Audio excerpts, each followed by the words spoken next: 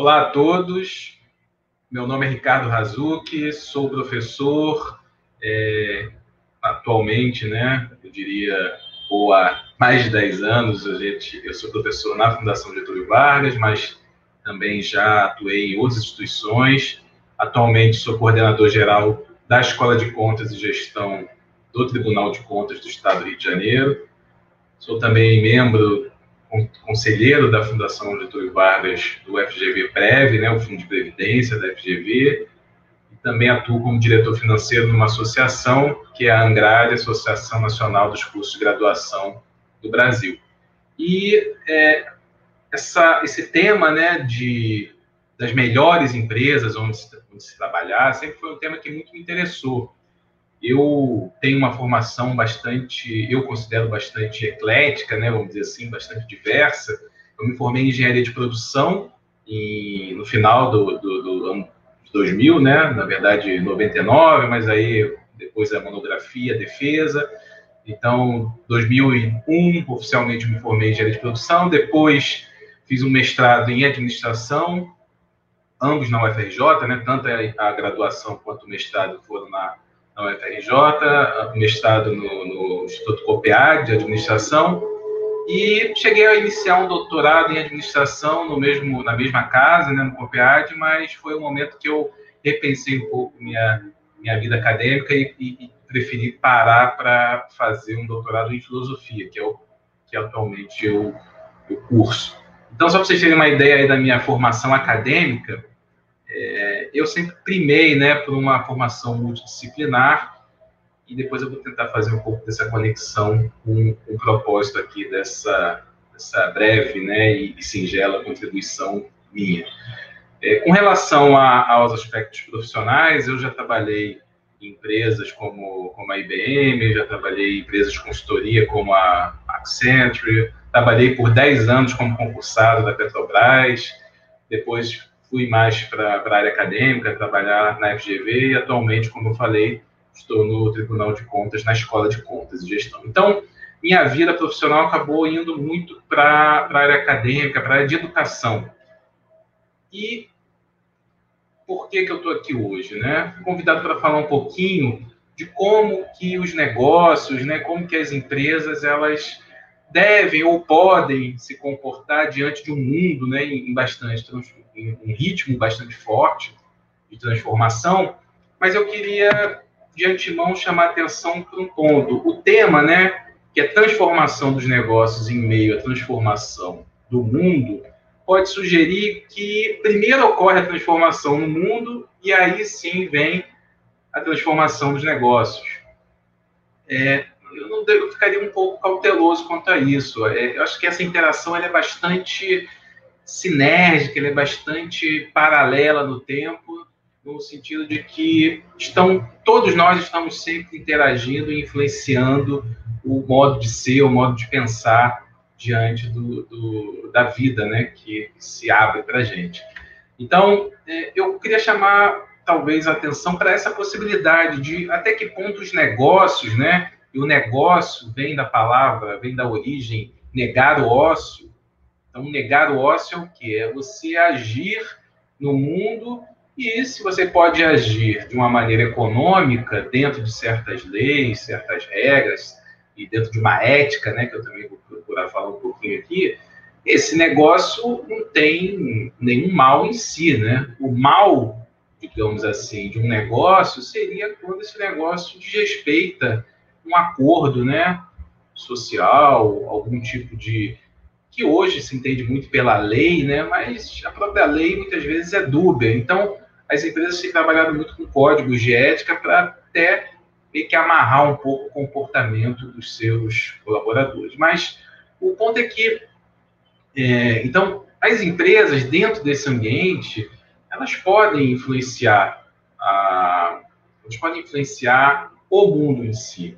Então, num mundo em que você não está privado, né, de exercer essa ação, ou seja, você tem uma certa liberdade para agir, uma ação dentro de uma organização que tem uma estrutura, né, e bastante, vamos dizer assim, falar organização organizada não pega muito bem, né? Mas que tem uma estrutura bastante complexa, dada a quantidade de pessoas que estão ali trabalhando por um objetivo final.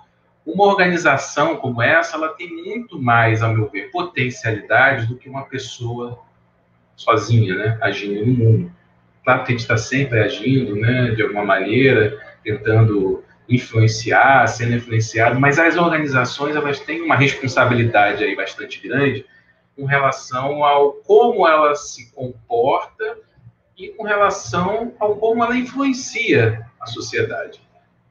E aí eu gostaria de chamar a atenção também para o fato de que acabou que por muito tempo as empresas ficaram muito preocupadas, as organizações com fins lucrativos ficaram muito preocupadas em procurar influenciar o consumidor, no sentido de, bom, eu preciso ter consumidores fiéis, né, consumidores satisfeitos, e até certo ponto, digamos, com alguma preocupação ética, né, dentro da lei, claro, mas assim, não existia uma grande preocupação do quanto o produto ou serviço dela poderia gerar de externalidades negativas, né, como se fala em economia. Então, o que é uma externalidade negativa? É uma empresa que produz um produto, um serviço, mas polui o meio ambiente. Quando polui o meio ambiente, polui para todo mundo, inclusive para quem não consome aquele bem ou aquele serviço. Então, isso é claro que hoje já é muito mais trabalhado e muito mais conscientizado na sociedade, mas ainda a gente precisa de muita musculatura, né, para fazer com que quem está fora do mercado, existem milhões de consumidores fora do mercado, para quem está fora do mercado, não seja penalizado duas vezes, vamos dizer assim. É penalizado por não ter acesso, né, ao produto, ao serviço, porque a renda dele eventualmente não dá esse acesso, e ele é penalizado porque ele sofre todas essas externalidades negativas. E aí, por que eu estou falando tudo isso? Porque eu acredito que agora é o momento das empresas definitivamente se colocarem como empresas, organizações responsáveis pelo menos em parte, pela vida em sociedade. E aí, quando eu falo vida em sociedade, não tem mais jeito, né, pessoal? A gente fala de vida em sociedade, é claro que o impacto é sempre mais imediato no local, mas o mundo está cada vez mais interligado, isso daí já é meio que chovendo molhado, né? Mas o que a gente faz hoje aqui no Brasil pode impactar o Japão em poucas horas. Eu não estou falando só de mercado financeiro, estou falando de eventuais impactos ambientais. Outro dia eu estava assistindo uma palestra, não me lembrava exatamente desses detalhes, mas no acidente nuclear de Chernobyl, se não me engano, em poucos dias as vaquinhas lá na Suécia estavam produzindo leite contaminado. Isso já tem tempo, né? Então imagina hoje, né, que a tecnologia já desenvolveu mais, a gente tem cada vez mais dependência da tecnologia. Então até que ponto essa conexão mundial não gera, né, nas empresas? Eu estou falando das empresas porque a gente está falando aqui das melhores empresas para se trabalhar, né? É claro que tem os outros atores que também têm responsabilidade na sociedade, mas dentro do campo empresarial, até que ponto as empresas não precisam assumir mais essa responsabilidade de agir positivamente localmente, mundialmente. E aí a gente tem, no meu entender, um ponto a favor, que é o quê? Os próprios clientes que ficam numa ponta, né? E os investidores que ficam na outra. Então a empresa ela meio que está no meio desses dois, né? A empresa é quase uma mediadora entre os clientes e os investidores, né? Os investidores colocam recursos na empresa, a empresa usa esses recursos, né? Investe em ativos, faz a gestão desses ativos e gera um resultado para os próprios investidores, geram benefícios para os funcionários, gera benefício para a sociedade e entregam, né, para essa sociedade produtos e serviços que são consumidos pela ponta cliente. Então, quando eu falo da empresa estar como mediadora de duas pontas, né, investidores e clientes, e eu digo que há uma grande oportunidade agora para que as empresas sejam um grande grande fator de mudança na sociedade, é porque tanto os investidores quanto os consumidores estão cada vez mais se conscientizando de que vale a pena agir de modo mais cuidadoso, né? Vale a pena agir de modo mais consciente, vale a pena agir de modo mais, eu diria até científico mesmo, né? Não vou fazer uma defesa aqui da ciência, mas a gente sabe que a ciência anda recebendo alguns ataques aí de algumas partes, né? Enfim, a gente não sabe até que ponto isso é genuíno ou tem algum interesse por trás, mas não quero me meter nesse assunto. O ponto é que a ciência e outros tipos de conhecimento, né? A gente não precisa restringir a ciência, mas a ciência como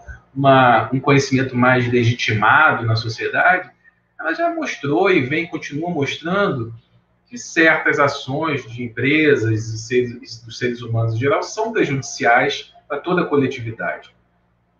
E, como eu disse, tanto os consumidores quanto os investidores estão cada vez mais, eu não diria comprando essa ideia, mas eu diria se alinhando a esse novo modo de pensar, que é um pensar mais de médio prazo, eu diria nem longuíssimo prazo, porque a psicologia aí já mostrou que o ser humano não consegue também pensar muito para frente, não, né? As coisas ficam meio embaralhadas. Mas no curto, médio prazo, estendendo um pouquinho mais para o médio prazo, a gente consegue pensar de uma maneira até mais afetiva, né? Nos nossos filhos, nos nossos netos. Eu não preciso chegar a dizer que eu estou preocupado com uma criancinha que está nascendo lá no, sei lá, em algum país da Ásia. Até posso ter essa preocupação por alguma questão pessoal e tal, mas eu não preciso ir tão longe. Eu tenho meu filho, eu tenho meu sobrinho, eu tenho meu irmão, eu tenho minha prima, meu tio. Eu posso me preocupar com essas pessoas, e ao me preocupar com essas pessoas, e todos se preocupando de alguma maneira com as pessoas que têm maior afetividade, né, maior afeto, a gente começa a se comportar de uma maneira mais cuidadosa. Então, os consumidores e os investidores tomando mais cuidado na hora de tomarem as suas decisões. Então, quem trabalha aqui com gestão, né, sabe que a tomada de decisão é o ápice, né, da história de uma empresa. Ou seja, você trabalhando numa organização, quando você é chamado a tomar decisões, você é chamado a assumir responsabilidades. Então, vocês que, por acaso, estejam começando aí, seja como estagiários ou como funcionários trainees, né, ou júnior, enfim, que já está começando a carreira, não se enganem de que quando vocês forem promovidos, vão acabar os seus problemas. Talvez os seus problemas financeiros diminuam, mas vão surgir outros. Ou seja, por quê? Porque você vai ser responsável pela decisão que você está tomando e, muitas vezes, responsável pela própria imagem, né, da empresa, pelos próximos passos da empresa. Então, essa tomada de decisão do gestor vai estar, no meu entender, cada vez mais alinhado à tomada de decisão dos investidores e à tomada de decisão dos consumidores. Então, em última instância, está todo mundo tomando decisão quase que o tempo todo. E para tomar decisão, a gente precisa de critérios, né? Eu entendo, né, inclusive, como eu falei, né, doutorando em filosofia, eu entendo que muito do que o ser humano escorregou, assim, ficou patinando ao longo da história, foi a busca por critérios, né, absolutos ou critérios intrínsecos a certas teorias para que se escolhesse algo que gerasse, né, um solo mais constante, né, mais firme para que a gente pudesse pisar e caminhar.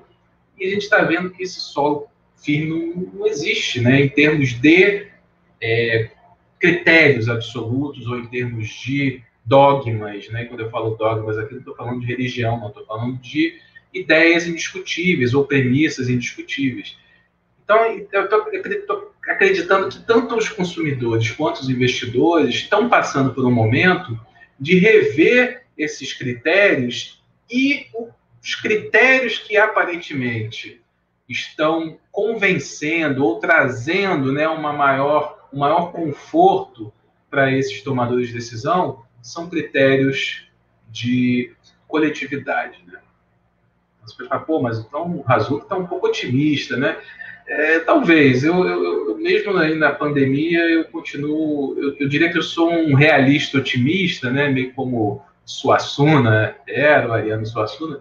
Então, sem tirar os pés do chão, talvez aí até me contradizendo, né? A gente não tem muito um chão, né? Mas sem idealizar demais, eu acredito que esses critérios de coletividade, ou seja, de manutenção, né, de uma certa qualidade de vida, de uma certa segurança coletiva, dado que, exagerando, né, um espirro de um lado do mundo afeta o outro lado do mundo, vai fazer com que a única saída seja, bom, eu vou fazer a minha parte e vou cobrar a sua. Então, eu vou fazer a minha parte e vou cobrar a sua. Esse critério, né, que, em última instância, acaba meio que voltando para uma regra de ouro, né, da espiritualidade, ou da filosofia, ou da sociologia, talvez, né, não entendo muito de sociologia, mas da convivência, que seria o quê? Eu vou fazer com os outros o que eu acho o que eu gostaria que os outros fizessem comigo, né?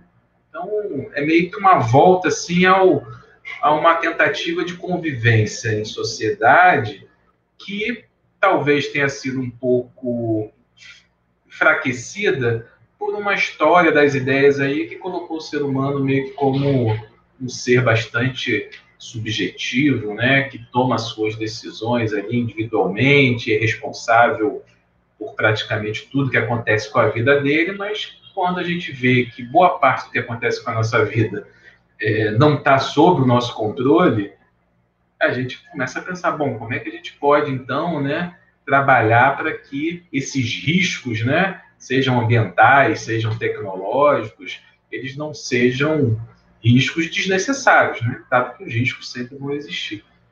Então, para já caminhar aqui para um desfecho, o que eu queria deixar aqui como uma reflexão, né, eu ia falar uma mensagem, né, mas uma mensagem parece algo meio positivo, né? O que eu queria deixar aqui como uma reflexão é isso: até que ponto as organizações, as empresas, elas podem influenciar nesse novo mundo, né, sem esperar que o mundo influencie elas. Então, numa ação bastante simbiótica aí, com todas as outras partes, né, de poder do planeta, fazer com que a vida no planeta seja uma vida menos angustiante, né, seja uma vida menos perigosa, seja uma vida menos emocionante, no sentido dessas emoções que a gente vem vivendo como uma montanha-russa, né? As emoções são super importantes, a gente não precisa também, né, passar mal, né, de tanta emoção ao mesmo tempo, porque a gente também, num certo nível, a gente quer uma certa tranquilidade, né? A gente também quer viver bem, né, como diriam os filósofos antigos, né? A gente quer tentar em busca da eudaimonia, né? Ou seja, aquela felicidade que é um pouco diferente da felicidade que a gente pensa hoje, mas é uma felicidade mais relacionada à própria vivência, né, na cidade, na polis grega lá. Então, gostaria de deixar essa reflexão: até que ponto as empresas não têm essa capacidade de influenciar, e eu diria, sem pensar apenas em conquista de mercado, mas não no sentido de que isso seja ruim, mas que a conquista de mercado vai ser uma consequência, né?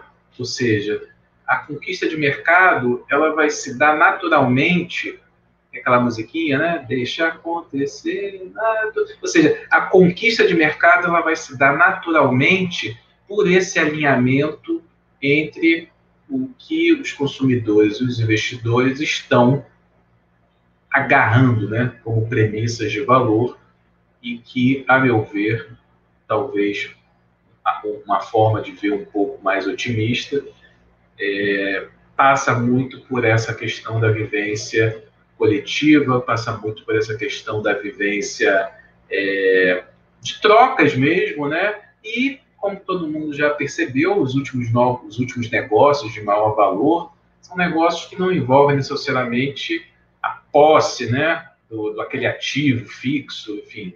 Você precisa simplesmente pensar em como oferecer serviços e bens que estejam alinhados, né, a essas necessidades de bem-estar, essas necessidades de convivência, e que faça com que tanto clientes consumam, né, de maneira responsável e faça com que os investidores mantenham ou até aumentem, né, o aporte de capital nas empresas, como uma grande sinergia aí, investidor, empresa e consumidor. Então, essa é a minha reflexão. Gostaria de parabenizar as empresas que foram escolhidas, e as que não foram escolhidas, sempre fica aquele gostinho de ser, né, da próxima vez. Eu, como professor, várias vezes fiquei assim, poxa, queria estar naquele papel ali de paraninfo, né? Eu via colegas meus virando paraninfo de turmas, e aquilo me deixava o quê? Mais animado, mais motivado para agir melhor, né? Atuar melhor numa próxima vez. De repente, né, eu consegui atingir digamos, aquele prêmio, né, de ser paraninfo, que é muito legal. E acabou que eu consegui. E aí, então, é isso, né? As empresas que eventualmente não estejam na lista poderão, com certeza, estar no futuro bastante próximo. E não tenho dúvidas de que o bem-estar, né, ou seja, você se sentir bem dentro de uma empresa, ao trabalhar para uma empresa, não precisa nem ser dentro, né? Hoje em dia a gente está muito do home office, mas esse sentimento de pertencimento a uma empresa e de orgulho, né, de vestir a camisa, é fundamental para que toda essa grande cadeia aí de valor seja construída. Então, agradeço a todos e boa festa, né, a todos. Um abraço.